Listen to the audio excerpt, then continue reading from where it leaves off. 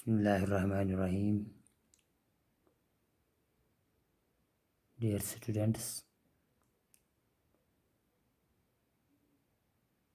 जो टॉपिक आज हमने पढ़ना है वो है न्यूक्लियस। एनिमल सेल का मोस्ट इम्पोर्टेंट पार्ट है। और जो ये पार्ट है सेल का, ये एनिमल सेल में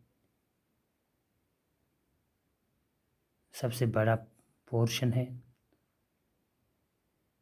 और इस सेंटर में सेल के लोकेटेड है। क्योंकि पहले हमने सेल का स्ट्रक्चर ड्रा किया है।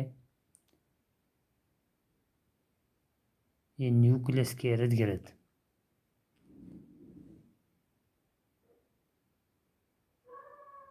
साइटोप्लाज्म होता है।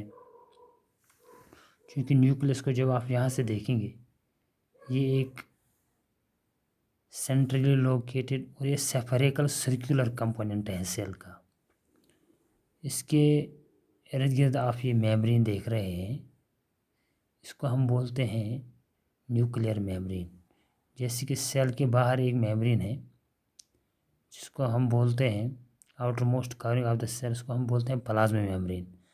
मगर जो यूकेरियोटिक सेल्स हैं, इनमें जो न्यूक्लियस है ये वेल डिफाइंड है। क्योंकि प्रोकैरियोटिक सेल और यूकैरियोटिक सेल हमने पहले पढ़ा है। यूकैरियोटिक सेल में जो न्यूक्लियर मटेरियल होता है वो एक साइटोप्लाज्म से बिल्कुल सेपरेट होता है। साइटोप्लाज्म से जो ये न्यूक्लियर मटेरियल न्यूक्लियस के अंदर है, इसको ये न्यूक्लियर मेम्ब्रेन साइटोप्लाज्म से सेपरेट करता है। जो न्यूक्लियर मेम्ब्रेन है इसको हम न्यूक्लियर एनवलप भी बोलते हैं। ये न्यूक्लियर एनवलप जो है, it is bounded by a double layered nuclear envelope. जो ये न्यूक्लियर मेम्ब्रेन है जिसको हम न्यूक्लियर एनवलप भी बोलते हैं, ये डबल लेयर्ड है। यहाँ से आप देख सकते हैं इसके दो लेयर्स हैं। और जो ये न्यूक्लियर एनवलप है, यहाँ पे आप देख रहे हैं ये स्ट्रक्चर जो है, this nuclear envelope is connected with A system of membranes called endoplasmic reticulum. जो ये स्ट्रक्चर ये एंडोप्लाज्मिक रेटिकुलम है। एंडोप्लाज्मिक रेटिकुलम जो है ये सेल ऑर्गेनेल्स में आता है। ये हम इंशाल्लाह अगले क्लास में पढ़ेंगे, जो हम अगला क्लास ले लेंगे। फिर आप यहाँ देख रहे हैं न्यूक्लियर एनवलप जो है, इसके अंदर बहुत सारा मटेरियल है। मगर न्यूक्लियर एनवलप में छोटे छोटे पोर्स हैं। यहाँ पे आप देख रहे हैं, जैसे कि मैंने यहाँ पे लिखा है, इसको बोलते हैं न्यूक्लियर पोर। पोर कहते हैं एक सुराख है, तो न्यूक्लियर पोर्स इनको बोलते हैं।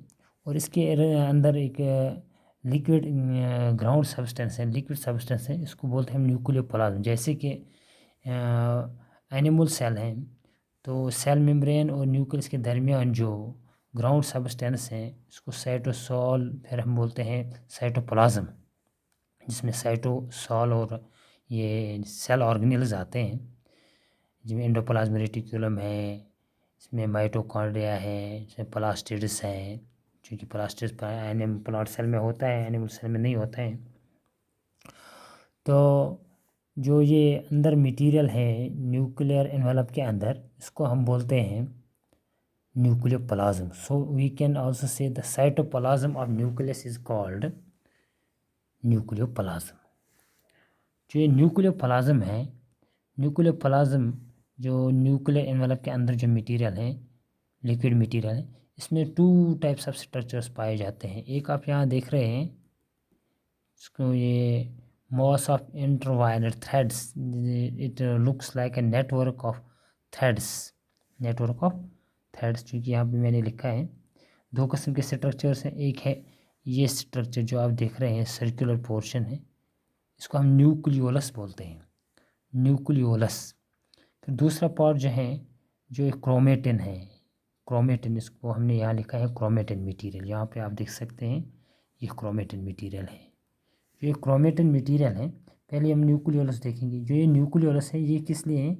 It is rich in proteins and site for ribosome formation. Ribosome जो यहाँ पे हमने लिखा है, यहाँ पे आप देख सकते हैं, यहाँ पे राइबोसोम हमने लिखा है न्यूक्लियोलस। न्यूक्लियोलस में जो ये है ये प्रोटीन रिच होता है, इसमें प्रोटीन्स बहुत सारे होते हैं, चूँकि it is site for ribosome formation. Ribosome जो है, राइबोसोम जो है इस it is site for protein synthesis, यहाँ पे प्रोटीन बनते हैं। ये भी एक सेल ऑर्गेनेल है राइबोसोम। चूँकि ये राइबोसोम्स न्यूक्लियस के अंदर न्यूक्लियोलस में बनते हैं, फिर इन्हीं न्यूक्लियर पोर्स के ज़रिए बाहर आते हैं, तो फिर प्रोटीन्स बनते हैं। चूँकि राइबोसोम्स हैं, ये हम अगले क्लास में पढ़ेंगे, वहाँ पे जो आप पढ़ेंगे। फिलहाल आपने ये याद रखना है, राइबोसोम जो है इसको बोलते हैं दिस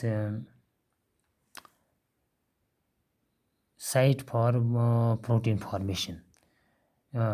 न्यूक्लियोलस जो है इसको बोलते हैं फैक्ट्री ऑफ राइबोसोम्स भी। जो ये पार्ट है न्यूक्लियस न्यूक्लियोप्लाज्म में, जहाँ पे हमने दो किस्म के स्ट्रक्चर्स यानी कि पाए जाते हैं।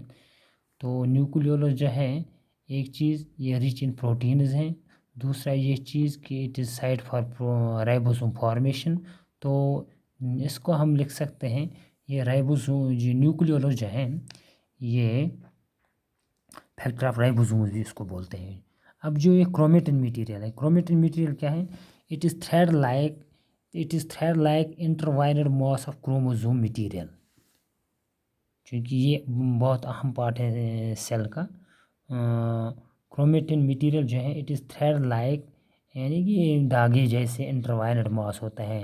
यानी कि इंटरवाइनड मॉस का मतलब ये है कि ये धागा जैसे हम इकट्ठा करते हैं तो ये इंटरवाइन बन जाता है।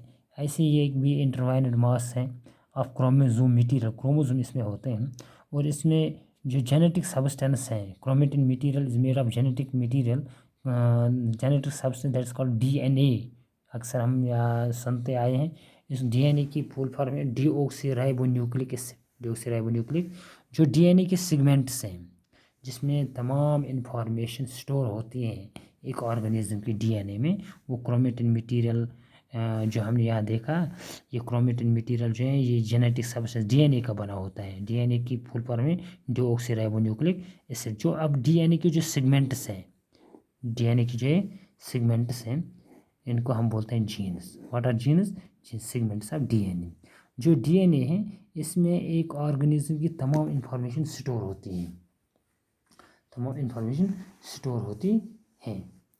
तो जो क्रोमेटिन होता है, the chromatin is condensed into 2 और more thick ribbon like chromosomes during the division of cell. जब सेल डिवीजन होता है तो वहाँ पर ये क्रोमेटिन मटेरियल जो है ये 2 या 2 से ज़्यादा रिबन लाइक क्रोमोसोम्स में तब्दील होता है।